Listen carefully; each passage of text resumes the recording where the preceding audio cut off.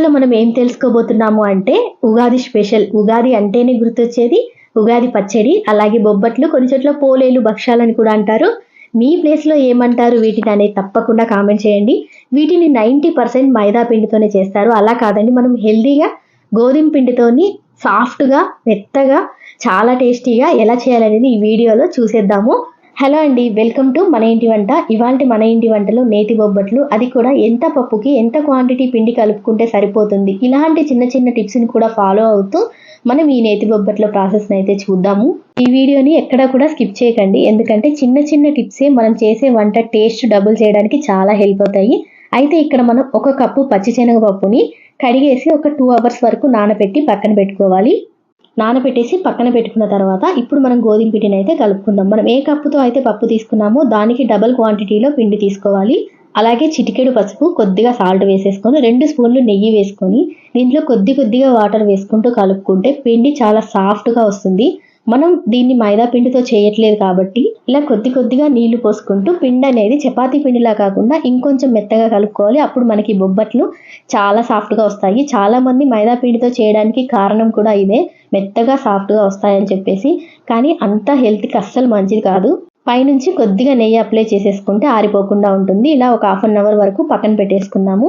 ఇక్కడ నేను ఏం చెప్తున్నాను అంటే, చాలా మంది ఏ కప్పుతో అయితే పప్పు తీసుకుంటామో అదే క్వాంటిటీలో పిండి కూడా కలుపుకోవాలంటారు. కానీ మనకి పప్పు ఉడికిన తర్వాత డబుల్ అవుతుంది కాబట్టి పిండి కూడా డబుల్ తీసుకుంటే పప్పు అనేది వేస్ట్ కాకుండా ఉంటుంది. ఇలా నానిన తర్వాత పప్పుని కుక్కర్లో వేసుకొని పప్పు మునిగేంత వరకు, లేదా 1 కప్పుకి 2 కప్పుల వరకు వాటర్ వేసుకొని 3 విజిల్స్ వచ్చేంత వరకు ఉడకబెట్టేసుకోవాలి.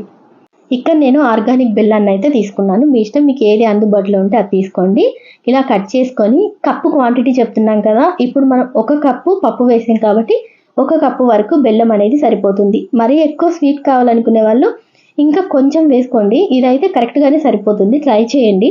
ఈలోపు మనం పప్పు కూడా ఉడికిపోయింది. నాకు 3 విజిల్స్కే చాలా మెత్తగా అయిపోయింది కాబట్టి నేను ఇది మిక్సీ చేయట్లేదు.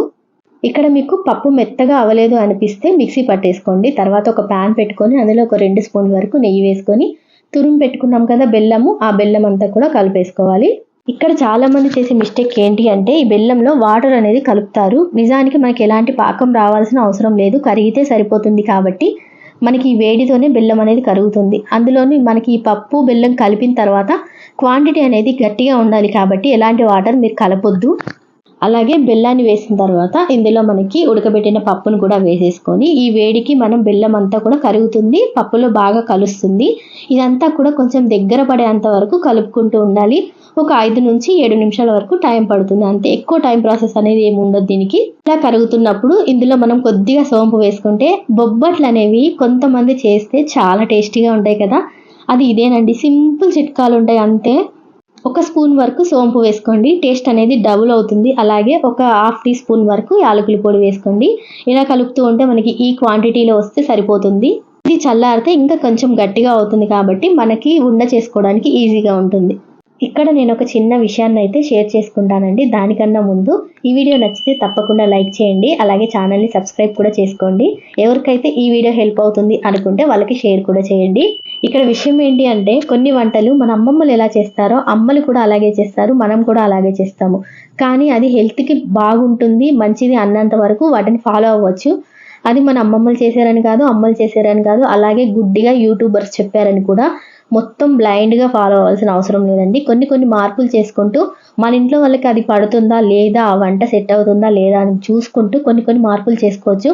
అలా మార్పు చేసిందే ఇది. బొబ్బట్లు అనేది మైదా పిండితోనే చేస్తారు పాతకాలం వాళ్ళు. అలా ఎందుకు చేస్తారు అంటే, ఎప్పుడో సంవత్సరానికి ఒకసారి కానీ మైదా పిండి ఇలాంటివి తినేవాళ్ళు కాదు. కానీ ఇప్పుడు మనకి KFCలు, పిజ్జా, బర్గర్లు అన్నీ వచ్చేసినాయి. ఎప్పుడు కావాలంటే అప్పుడు వారానికి 2 సార్లు అయినా పోయి తినే పిల్లలు అలా ఉన్నారు. కాబట్టి మనకి అంత హెల్త్కి మైదా పిండి అనేది అస్సలు మంచిది కాదు. అప్పటి రోజుల్లో లాగా ఇప్పుడు మనం సంవత్సరానికి ఒకసారి తినట్లేదు కదా, నచ్చిన ఫుడ్ నచ్చినప్పుడు చేసుకొని తింటున్నప్పుడు కొన్ని మనం హెల్దీ ఇంగ్రీడియంట్స్ అనేది యాడ్ చేసుకోవాలి. అయితే ఇక్కడ మనం గోధుమ పిండితో చేయడానికి రీజన్ కూడా అదే.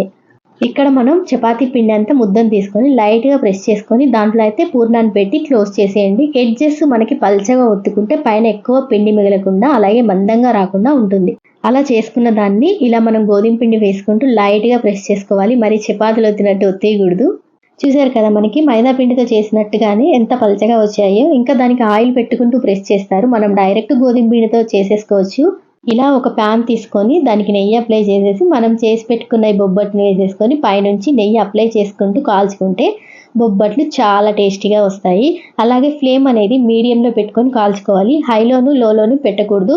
లోలో పెడితే ఏంటి అంటే కొంచెం గట్టిగా అవుతాయి. అలా కాకుండా ఉండాలి అంటే మీడియంలో పెట్టుకొని కాల్చుకుంటే ఎంత కావాలో అంత వస్తాయన్నమాట. పండగ వచ్చిందంటేనే హెవీగా తింటారు. హెవీగా తినేవేవో హెల్తీగా తింటే మంచిది కదా. సో అదన్నమాట వీడియో. ఈ ఉగాదికి మీరు కానీ బొబ్బట్లు ట్రై చేసుంటే తప్పకుండా ఎలా వచ్చాయి ఏంటి అనేది మాత్రం కామెంట్ చేయడం మర్చిపోకండి. ఇప్పటి వరకు ఛానల్ని సబ్స్క్రైబ్ చేసుకోకపోతే తప్పకుండా సబ్స్క్రైబ్ చేసుకోండి. అంతేనండి ఈ వీడియో. నెక్స్ట్ వీడియోలో మరొక టేస్టీ అండ్ హెల్తీ రెసిపీని అయితే చూద్దాం. Thank you for watching.